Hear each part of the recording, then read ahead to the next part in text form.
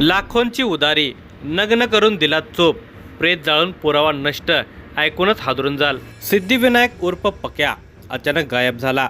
नातेवाईकांनी तक्रार केल्यानंतर पोलीस तपास सुरू झाला, पण त्याचा काही थांग पत्ता लागत नव्हता.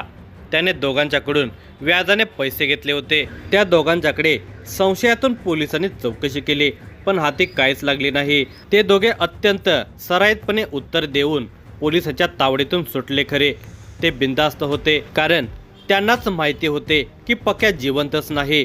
त्या दोघांनीच त्याचा खून करून मृतदेह जाळला होता. नंतर राखही नदीत फेकली होती. मागे कसलाच पुरावा नव्हता. मग पोलीस कसे पकडणार? पण पोलिसांची ताकद त्यांना माहीत नव्हती. 2 वर्ष अथक तपास करून पोलिसांनी अखेर त्या दोघांच्या मुसक्या आवळल्या, त्यांना बोलते केले आणि पाहता पाहता या क्रूर कृत्याचा उलगडा झाला. पोलिसांनी केलेल्या तपासाचा हा पुढील प्रमाणे सविस्तर वृत्तांत आहे. पण तत्पूर्वी तुम्ही जर ह्या चॅनेलवर जर नवीन असाल तर प्लीज आपल्या ह्या मराठी चॅनेलला नक्की सबस्क्राईब करा. चेंदवन येथील माधवी मधुकर चव्हाण हिने 9 एप्रिल 2023 रोजी नेवती पोलीस ठाण्यात आपले नातेवाईक सिद्धिविनायक बिडवलकर मागील 2 दिवसापासून बेपत्ता असल्याची तक्रार नोंदवली होती. नेवती पोलीस ठाण्याचे सहाय्यक पोलीस निरीक्षक भीमसेन गायकवाड याने बेपत्ता बिडवलकर याचा शोध युद्ध पातळीवर सुरू केला होता, परंतु त्यांच्या तपासाला काही यश येत नव्हते. सिद्धिविनायक बिडवलकर हा कुडाळ येथील पान बाजार येथे राहत असलेल्या सिद्धेश अशोक शिरसाट यांच्याकडे कामाला होता. सिद्धेश शिरसाट हा अवैध दारू विक्री करत होता. त्याच्यावर अनेक गुन्हे त्यावेळी दाखल होते. जिल्हा पोलीस प्रमुखांनी त्याच्यावर हद्दपारीचा प्रस्ताव मंजूर केलेला होता. सिद्धिविनायक हा त्याच्याकडे कामाला असल्याने आणि तो बेपत्ता असल्याची तक्रार दाखल झाल्याने पोलिसांची प्रथमदर्शनी संशयाची सोय त्याच्यावरच होती. परंतु या प्रकरणात तो पोलिसांना चकवा देत होता. त्याच्याकडून बिडवलकर याच्याबद्दलची माहिती पोलिसांना मिळत नव्हती. तर नेवती पोलिसांच्या बरोबर कुडाळ पोलीस आणि स्थानिक गुन्हे अन्वेषणचे पोलीसही त्याचा शोध घेत होते. गेली 2 वर्षे त्यांचा शोध सुरू होता, पण तो सापडत नसल्याने बिडवलकर याला आभाळाने गिळले की जमिनीने खाल्ले असा प्रश्न पोलिसांच्या समोर उभा होता. सिद्धिविनायक उर्फ पक्या हा कर्जबाजारी झालेला असल्याची माहिती पोलिसांना मिळाली. तसेच सिद्धेश शिरसाट याच्याकडे काम करताना सिद्धिविनायक याने 51,000 रुपये हात उसने घेतलेले होते. मानगाव येथील गणेश कृष्णा नार्वे याच्याकडूनही 21,000 रुपये घेतलेले होते. शिरसाट आणि नार्वेकर यांनी त्याला दिलेली रक्कम व्याजाने दिलेली होती. त्याचे त्यांनी भरमसाठ व्याज लावलेले होते. घेतलेल्या रकमेपेक्षा व्याजच दुप्पट झाल्याने बिडवलकरला ती रक्कम देण्यास अडचण येत होती. तो त्यांचे पैसे परत देत नसल्याने शिरसाट आणि नार्वेकर यांना त्याचा राग येत होता. ते दोघेही त्याच्याकडे पैसे मागून दमलेले होते. त्यानंतर त्या दोघांनी त्याला दम भरण्यास सुरुवात केली होती. काही करून आमचे पैसे व्याजासह परत कर, नाहीतर तुला जिवंत ठेवत नाही, अशी धमकी शिरसाट आणि नार्वेकर यांनी दिलेली असल्यामुळे तो घाबरून गेलेला होता. सिद्धेशची अवैध दारू विक्री करत असताना तो पोलिसांना सापडला होता. त्या केसमधूनही त्याला बाहेर काढले होते. या सगळ्या माहितीच्या आधारे स्थानिक गुन्हे शाखेच्या पोलिसांनी 2-3 वेळा शिरसाट आणि नार्वेकर याच्याकडे चौकशी केलेली होती, परंतु या चौकशीतून पोलिसांच्या हाती काहीच लागलेले नव्हते. बिडवलकर बेपत्ता होऊन 2 वर्षे झाली होती, मात्र पोलीस तपास थांबलेला नव्हता. अखेर पोलीस या गुन्ह्याच्या खोलात गेल्यावर संशयाची सोय सिद्धेश शिरसाट याच्यापर्यंत पोहोचत होते.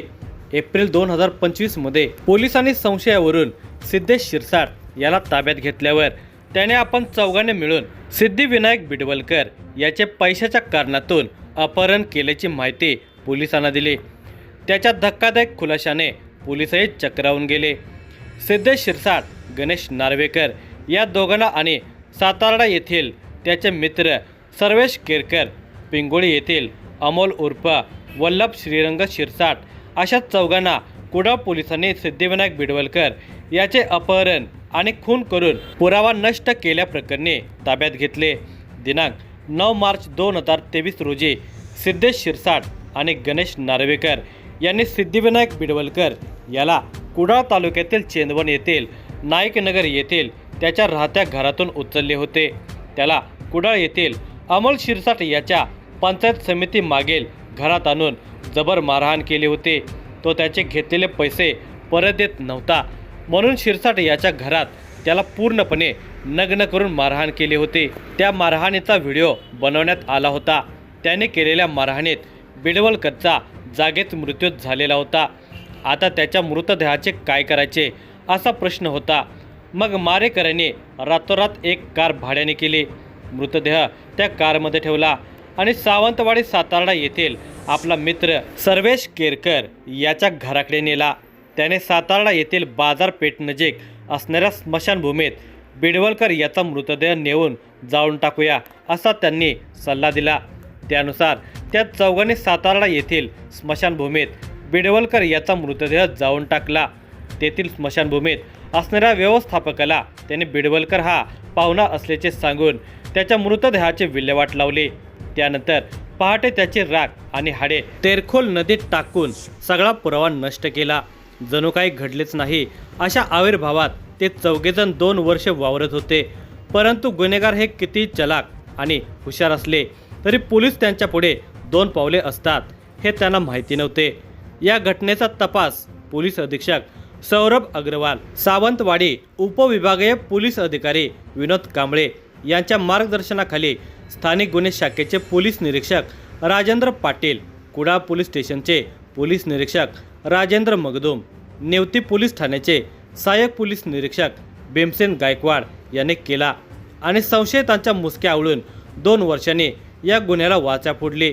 माधवी चव्हाण यांच्या फिर्यादीवरून पोलिसांनी कुडाळ पोलिसात सिद्धिविनायक बिडवलकर वय वर्ष 35 याचे अपहरण करून खून करून पुरावा नष्ट केल्याप्रकरणी सिद्धेश शिरसाट राहणार कुडाळ, अमोल शिरसाट राहणार कुडाळ, सर्वेश केरकर राहणार सातारा आणि गणेश नार्वेकर राहणार माणगाव या चौघांच्या विरोधात कलम 302, 120(ब) आणि 201 त्यावेळच्या गुन्ह्याप्रमाणे त्यांच्यावर गुन्हा नोंदवून अटक करण्यात आली.